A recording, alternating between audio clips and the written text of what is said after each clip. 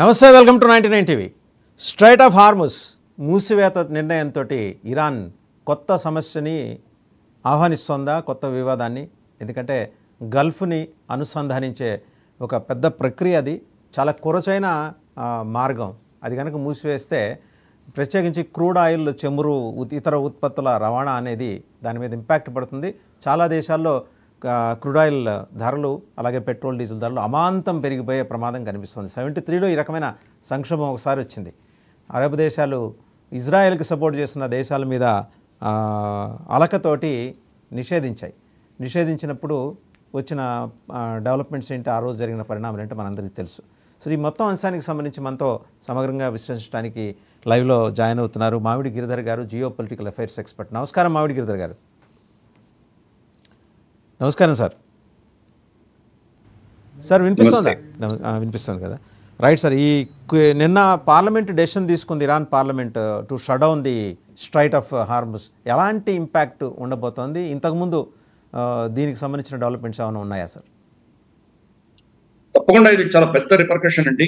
ఎందుకంటే రమారమి 20% ప్రపంచంలో అందరూ కొనుక్కుంటున్నటువంటి ఏదైతే మనకు ఇంధనం ఫ్యూయల్ ఉందో అవన్నీ కూడాను, అంటే ఇది పెట్రోలియం ప్రొడక్ట్సే కాదు, ఈవెన్ గ్యాస్ కూడా. ఖతార్ నుంచి గ్యాస్ వెళ్ళాలన్నా హార్మోస్ నుంచే వెళ్ళాలి. కాబట్టి ఇవన్నీ కూడా దెబ్బతినేటువంటి ప్రమాదం. ఇప్పుడు యూరోప్ కి వెళ్ళాలన్న కూడా ఖతార్ నుంచి, హార్మోస్ నుంచి తిరిగి రెడ్ సీ నుంచే వెళ్ళాలి. ఎందుకంటే మళ్ళీ అటు నుంచి వెళ్తే కనుక మనకు కువైత్, తర్వాత సిరియా, జార్డన్, ఇజ్రాయెల్ ఇవన్నీ దాటుకునే పైప్ లైన్ ఏం లేదు. కాబట్టి మళ్ళీ వెళ్ళాలంటే హార్మోస్ నుంచే వెళ్ళాలి, ఆయిల్ కానీ గ్యాస్ కానీ. 20% రమారమి దాంట్లో ఇప్పుడు మనకు ప్రపంచంలో ఇది తక్కువ అవబోతుంది. కాబట్టి ప్రపంచవ్యాప్తంగా చమురు ధరలు విపరీతంగా పెరిగేటువంటి ప్రమాదం తప్పకుండా ఉంది. ప్రత్యామ్నాయాలు రావాలి, మరి ఆల్టర్నేట్స్ ఎక్కడి నుంచి వస్తాయో మనకు తెలియదు. ఈవెన్ సౌదీ అరేబియా కూడా వాళ్ళ ఈస్టర్న్ ప్రావిన్స్ ఏదైతే ఉందో, వాళ్ళకు ఆయిల్ ఎక్కువ ఉన్నటువంటి ప్రావిన్స్లు ఏవైతే ఉన్నాయో అవి బహ్రెయిన్ చుట్టుపక్కల ఆ ప్రాంతంలో, బహ్రెయిన్, ఖతార్ ఆ రేంజ్ లో ఉన్నటువంటి సరిహద్దుల్లో వాళ్ళకి చాలా ఉంది. ఆ ప్రాంతాలన్నీ కూడా అక్కడి నుంచి వచ్చేటువంటి చమురు కూడా ఆగిపోతుంది. కువైట్ చమురు ఆగిపోతుంది, ఇరాక్ చమురు ఆగిపోతుంది. కాబట్టి ఇన్ని ఇంక్లూడింగ్ ఇరాన్ చైనాకు సప్లై చేస్తున్నది, అది కూడా ఆగిపోతుంది. కాబట్టి ఇంత రిపర్కషన్స్ ఉన్నాయి. కాబట్టి మనకు దానివల్ల ప్రపంచవ్యాప్తంగా ఒక విధమైనటువంటి ధరలు పెరగడం, ఇటువంటివన్నీ మనం చూడబోతున్నాం. పైపెచ్చు అక్కడ అమెరికన్ స్థావరాల మీద కనుక దాడులు అటువంటి ఏమైనా జరిగితే కనుక ఇంకా అవి ఇంకొక నెక్స్ట్ లెవెల్లో పెరిగేటువంటి ప్రమాదాలు. ఇది మంచి శుభసూచకమైన కానే కాదు. చూద్దాం మరి ఈ అలైడ్ ఫోర్సెస్, కోయలిషన్ ఫోర్సెస్, అలాగే మనకు అక్కడ ఉన్నటువంటి గల్ఫ్ దేశంలో, వెస్ట్ ఏషియాలో ఉన్నటువంటి మిగతా దేశాలు మరి దీన్ని ఒప్పుకుంటాయా? ఎందుకంటే వాడు కూడా దెబ్బతింటున్నారు కాబట్టి. ఇప్పుడు ఖతార్ ఫర్ ఇన్స్టెన్స్ కంప్లీట్ గా పర్షియన్ గల్ఫ్ మీదనే ఆధారపడుతున్నటువంటి వాళ్ళ ట్రేడ్ వాళ్ళ. కాబట్టి మరి ఖతార్ ఊరుకుంటుందా? ఖతార్ మొత్తం వాళ్ళది వాణిజ్యం అంతా మూసేస్తే కానీ వాళ్ళు ఊరుకుంటారా? కాబట్టి ఇవన్నీ ఇష్యూస్ ఉన్నాయి మనకి. అలాగే యుఏఈ కూడా ఆల్మోస్ట్ కంప్లీట్, అంటే విమానాల్లో వెళ్ళేది కాకుండా మిగతా అంతా కూడా వాణిజ్యం అంతా కూడా దీని మీదే జరుగుతుంది, మనకు స్ట్రైట్ ఆఫ్ హార్మోస్ నుంచే వెళ్తుంది. కాబట్టి ఈ దేశాలన్నీ మరి రిపర్కషన్స్ ఎలా ఉంటాయి?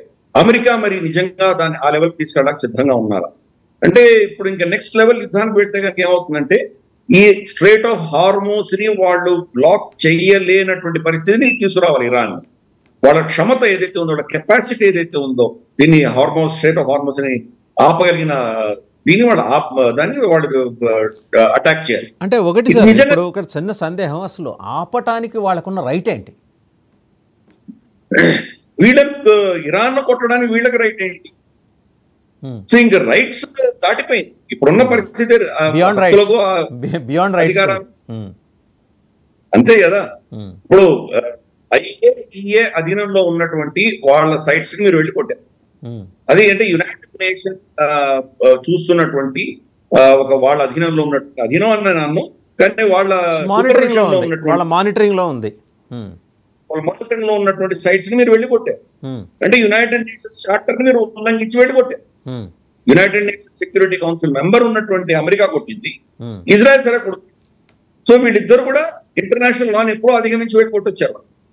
సరే, ఇరాన్ ఏమైనా గొప్ప పని చేసిందంటే ఇరాన్ కూడా బెదిరించింది కదా, ఇజ్రాయెల్ అనే దేశం ఉండడానికి వీలేదు, సర్వ ఆమూలాకరంగా నాశనం చేస్తామని వాళ్ళు అన్నారు. కాబట్టి వాళ్ళు ఉల్లంఘించారు. కాబట్టి ఇప్పుడు అధికారం ఎవరికీ లేదు. So might is right. ఎవరికి శక్తి ఎక్కువ ఉంటే వాళ్ళే అక్కడ వాళ్ళ వర్చస్సు ఉంటుంది. గతంలో కూడా చూసాం మనం, యునైటెడ్ నేషన్స్ అనేది ఒక టాకింగ్ క్లబ్ మాత్రమే, దానికి గౌరవం లేదు, దాన్ని ఎవరు పట్టించుకోరు, బేఖాతరు చేస్తున్నారు, ఎవరికి ఏం తెలుసుకుంటే చేస్తున్నారు. కాబట్టి ఎవరు ఫర్ ఇన్స్టెన్స్ ఈవెన్ సరే ఇజ్రాయెల్ చాలా పెద్ద బలమైన దేశం, వాళ్ళు దాన్ని పట్టించుకోరు, అది వేరే విషయం. ఈవెన్ చిన్న దేశమైన శ్రీలంక మీద రెజల్యూషన్ పాస్ చేశారు. ఎల్టీటీని చంపేసినప్పుడు, ప్రభాకర్ అని వీళ్ళందరినీ చంపేసినప్పుడు మానవ హక్కులు గొగ్గోలు పెట్టి వాళ్ళు రెజల్యూషన్ పాస్ చేశారు. దాంట్లో భారతదేశం కూడా శ్రీలంకకు వ్యతిరేకంగా మనం ఓటు కూడా వేసాం. ఏమైంది? టంగ్ క్లీనర్ కూడా పనికి రాలేదు, పక్కన తీసి పడేసింది శ్రీలంక ప్రభుత్వం. అంటే ఒక చిన్న దేశం మీద పట్టించుకోలేదంటే యునైటెడ్ నేషన్స్ శక్తితో మనం అర్థం చేసుకోవచ్చు.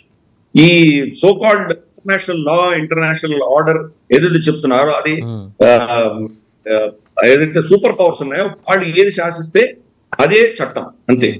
కాబట్టి ఇప్పుడు అమెరికా రేపు ఇరాన్ కనుక దీన్ని అడ్డుకునే ప్రయత్నం చేస్తే ఆబ్వియస్లీ దాన్ని ఇంప్లిమెంట్ చేసేది కూడా ఇప్పుడు అమెరికానే చేస్తుంది. సార్ రెండు ప్రశ్నలు సార్. ఇప్పుడు రోజుకి 17.8 మిలియన్స్ నుంచి 20.8 మిలియన్ బ్యారల్స్ వరకు క్రూడ్ ఆయిల్ ఆ మార్గం ద్వారా మరి ప్రపంచానికి సరఫరా అవుతుంది. ఇది కనుక కట్టైల్ అయిపోతే ఇమ్మీడియట్గా ఎఫెక్ట్ పడే దేశాలు ఏంటి? అన్ని ప్రపంచవ్యాప్తంగా చైనా దగ్గర తీసుకున్నాము, సౌత్ ఈస్ట్ ఏషియా తీసుకున్నాము, భారతదేశం తీసుకున్నాము, ఆఫ్రికా తీసుకున్నాము, యూరోప్ తీసుకున్నాము. ఎందుకంటే ప్రపంచంలో ఆల్మోస్ట్ రమారమి 40-50% చమురు ఇక్కడి నుంచే వస్తుంది ప్రపంచవ్యాప్తంగా. అఫ్ కోర్స్ 20% పర్షియన్ గల్ఫ్ నుంచి వస్తుంది, మిగతా ప్రాంతాల నుంచి ఒమాన్ నుంచి ఖర్చు. ఒమాన్ పర్షియన్ గల్ఫ్ పెద్ద ఇంపాక్ట్ అవ్వలేదు, అలాగే సౌదీ వెస్టర్న్ కోస్ట్ ఇంపాక్ట్ అవ్వదు. ఇటువంటివి ఉన్నాయి కొన్ని, యాన్బు ఇటువంటివి ఏదైతే మనకు సౌదీ అరేబియాలో వెస్టర్న్ కోస్ట్ లో